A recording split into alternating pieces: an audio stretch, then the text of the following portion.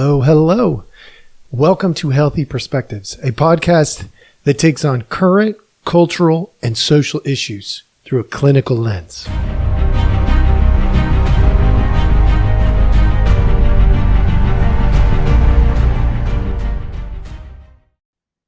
Hello, hello. All right, welcome back. Thank you so much for joining us. As always, we appreciate your time. Today is going to be a little bit, I'm going to be a little gentler, I think.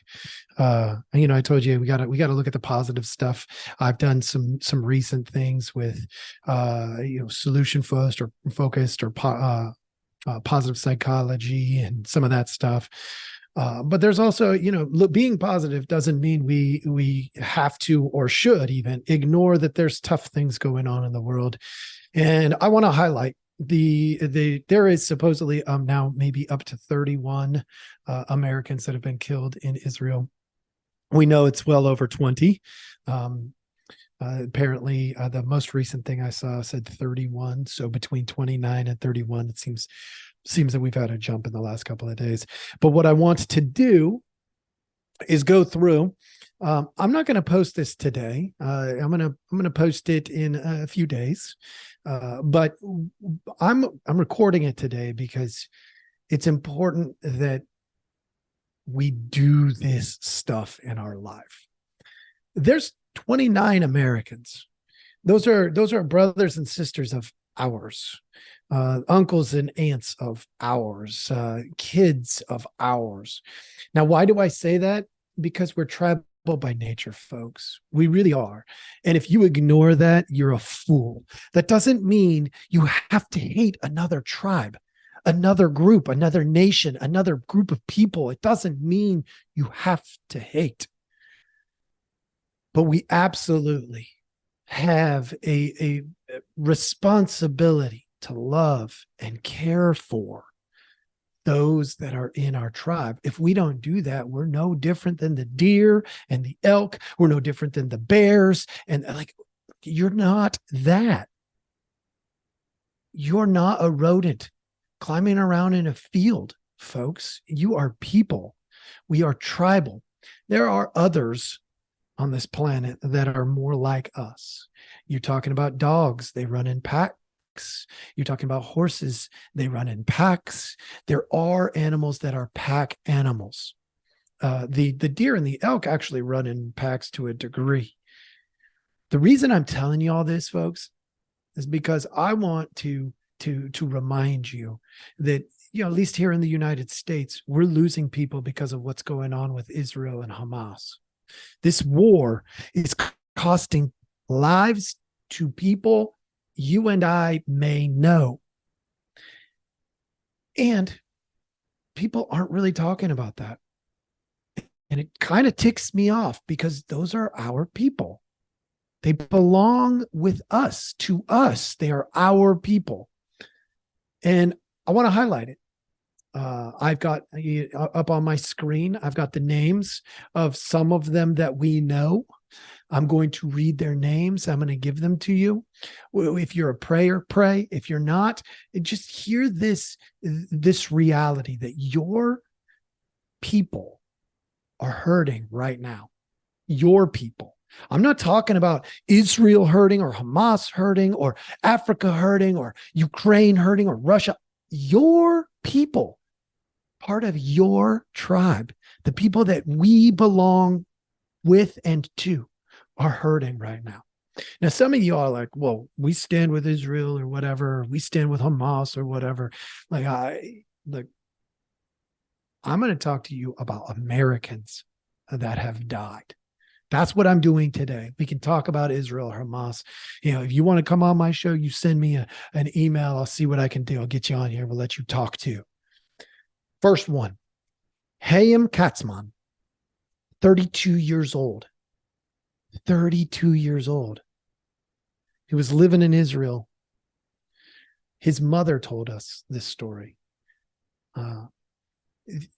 He was in Israel hiding this is what it says.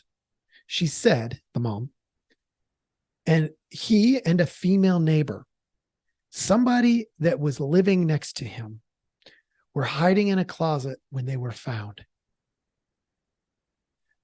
The neighbor was released, but her son was shot dead, and his body was found in his apartment. Huh. That's terrible, folks. No matter how you paint that, that's terrible. You know who's doing this? Hamas. Do what you want with it. These are just the facts as we know them right now. Next one, Lotan Abir, 24 years old, from Utah, was killed. The person who reported this, they said that he'd been living in Israel for the past 9 months and was attending the rave with a group of friends in October, when that was near the border, and Hamas came in. Abir was killed, and they said the friends got away. Thank goodness for that. But he's gone. He will never come back. There's a lady named Deborah Matthias, an American, again, who lived in Israel. She was killed along with her husband and their teenage son. Was the one who had to report that they were killed. 16-year-old boy was saved by his mom and dad. They apparently jumped on him to protect him from the intruders who broke through the fortress of mattresses and furniture that they had blocked the door with. Folks, this is sad. I'm not telling you this because I'm happy about this. I'm telling you this because this is sad. Every single thing about this is sad. And unfortunately, this is what's going on right now in our world. This is what's happening. Why do we not know about all the people that are Americans that have died? Are you asking this question? Because if you're not, I encourage you to ask this question. I did all this research and could only come up with, there was one other article that had 3 or 4 more names. And I lost it. And unfortunately, to be honest, it doesn't come up. It's so hard. It's so incredibly hard to find these things because they're just buried. They're absolutely buried. Why? Americans die and we bury the stories? Like, what is going on here? Folks, I don't know what to do with this because I grieve not necessarily for those that are gone. They're gone. But the ones that are left behind, I can't imagine I got a 17-year-old kid. And could you imagine what it would be like if me and my wife jumped on top of her to protect her from people who were trying to murder us, and she lived? Folks, the stuff that's going on out there is real. It's not to be ignored. I'm not saying this because I want to do a scare tactic. I'm saying it because if we don't take the time to acknowledge what death means to us, we're going to keep ending up in this position. We're going to keep repeating war after war. And by the way, we've been doing it for thousands of years. That doesn't mean we should keep doing it. That's transgenerational dysfunction is what that is. We just keep handing it off. I understand that there's a time to fight. I'm not stupid. I was in the military. I understand. that there is a time. But it should be absolutely a last resort. And we shouldn't do it alone. No way. We should be talking to our allies right now. We should be making friends. We should be securing borders. There's so many basic things that we can do. Now, as a clinician, my heart goes out to these families, but I want to leave you with this. My role today is to encourage you to think about death.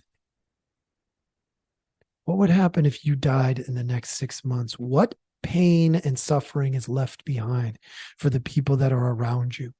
Are you preparing for that? It's one of the reasons I started doing this podcast, folks. It's not because I'm going to get popular and rich. That's just not likely to happen.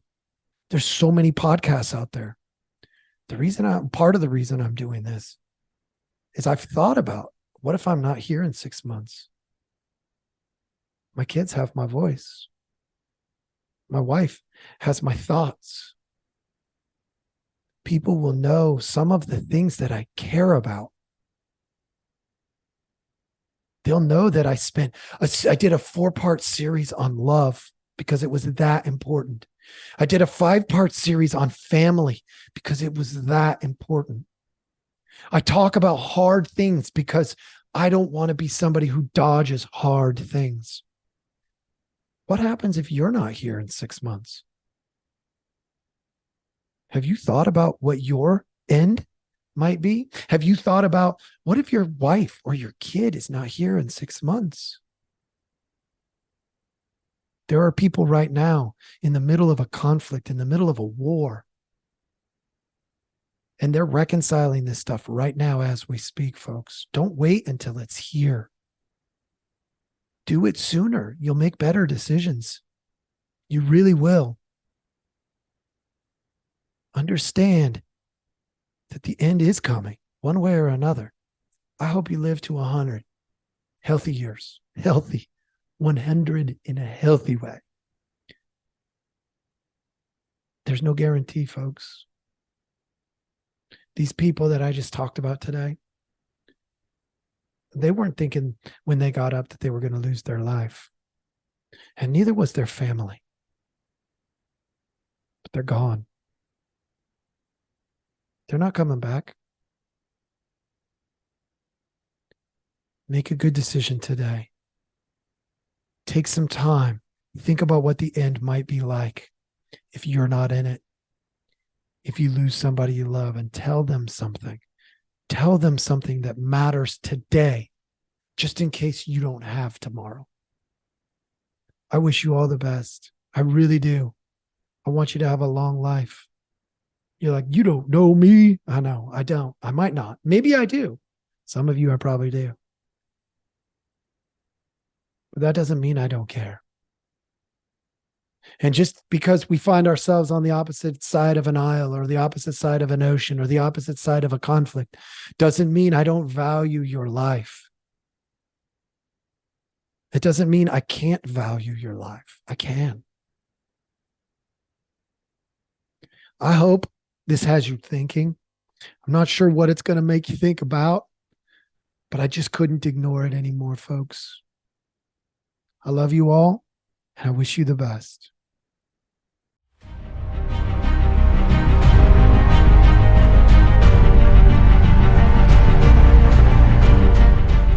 Hey, everybody. Thanks for listening. We appreciate our audience a lot, so we give you some simple ways to track us down. Please like, subscribe, and follow all the podcasts on different platforms, but you can also email us at healthyperspectives@protonmail.com, or you can check out our website at healthy-perspectives.com/podcast. It's a backward slash. So if you want to go to our landing page, if you go to healthy-perspectives.com, you'll still find us. You just got to click on the podcast button. Thank you so much.